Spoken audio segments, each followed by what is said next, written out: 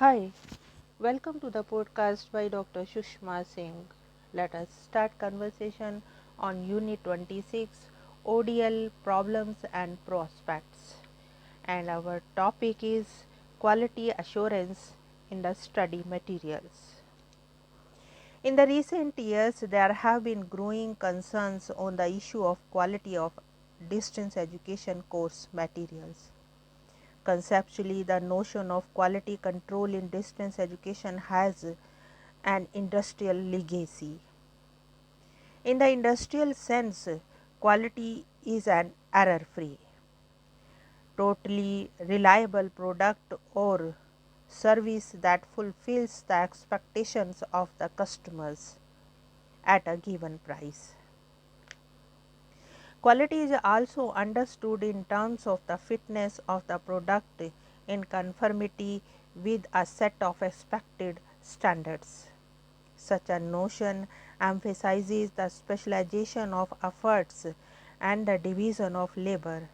Strategically, to Sallis, it involves the breaking down of work into narrow and repetitive tasks. With the advent of mass production, which took away from the workers the possibility of self-checking quality.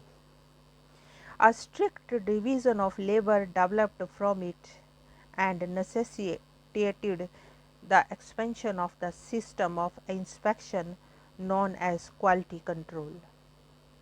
It is important that the issue of quality assurance in distance education has been equated with the process of industrialization of education services by several scholars of distance education.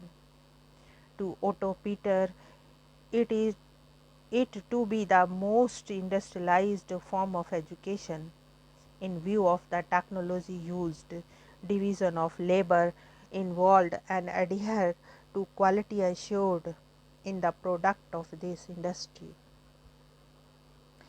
Now let us move to the point academic context. In the distance education setup, the concept of quality is frequently used with reference to the self-instructional course materials designed and developed by the ODL and the student support services provided to the students in the following related activities: dispatch of study material, print, audio and video, counseling, academic, personal, professional, registration, evaluation both continuous and term end. There have been various processes leading to the systematization of these institutions for quality control and management.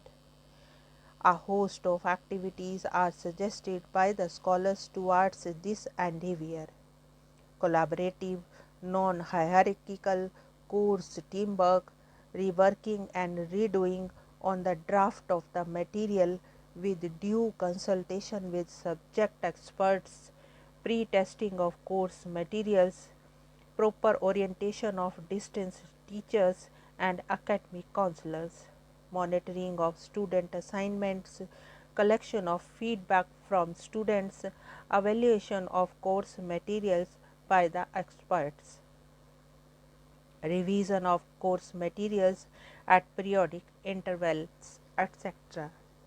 There have been systematic reviews and inspections of the product and services of distance teaching in order to ensure quality.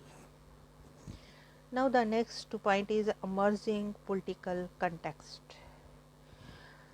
The concern for quality is widely related also to the emerging political scenario of the state. Chat has mentioned a political attribute to the issue of quality management in view of the facts that national governments are interested in returns on public investments. Education and training are essential to economic recovery and growth. Conventional educational institutions have failed to achieve their mission, and Open and distance learning is now seen as mainstream provider of learning opportunities in flexible ways without the full cost of conventional delivery method. Against this backdrop, the state has created a competitive environment so that the university takes on more and more of the characteristics of a company in a free market. Customers, formerly the students, who now pay more and more of the real cost of the services provided, come to the center of the management's concerns. And in this context of the changing environment in many countries, that quality assurance has gained a central place. In this emerging environment, distance education institutions have accepted the challenge of quality assurance in the course material environment. There have been rigorous planning and action for total quality control, which according to the Holt implies a total involvement of the organization to provide the customers with reliable product and services that fulfill their needs. Let us examine the philosophy of quality assurance as executed in the Indian context. Here we shall present the case of Indira Gandhi National Open University as a study. Now the next point is strategy of quality control at IGNOU. In developing countries like India, political commitment for quality assurance has got an emphasis because of the fact that the conventional correspondence education failed to ensure quality in distance education in 1960s and 1970s. Open universities have got the mandate of the state to provide quality education to distance learners. In the free trade regime of Gates, quality education is essential to withstand the challenges from the new providers of education from across the border. As the conventional education system is unable to accommodate all the aspirants of quality education, an alternative structure is immediately warranted to provide quality education to the vast masses. In India, only a very thin layer of students, 6.2%, gets the opportunity of a higher study in regular universities. Keeping in view the educational need of a large section of the society, correspondence education was introduced in the conventional universities in the 60s, and it attracted a large number of students. However, there was a visible decline of standards of correspondence education for various reasons. For example, lack of proper planning, total dependency on the print materials and conventional textbooks, inadequacy of funds, and lack of political commitment for the promotion of this system.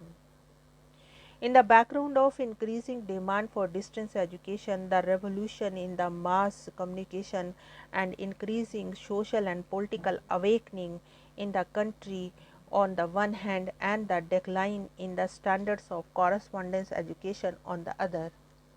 The open education system was established in 80s as feasible answer to provide quality education through the distance mode. IGNOU was established as an act of parliament in 1985 to promote the educational well-being of the largest segment of the population with diversity of means and to set the standard of open and distance learning in India. To use the diversity of means, IGNOU has adopted a multimedia approach.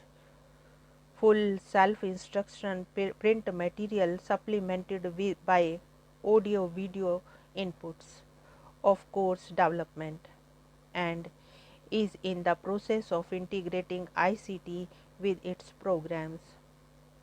Management of its high quality has been the prime concern from its very inception and has initiated several measures towards the process of management of quality in course materials.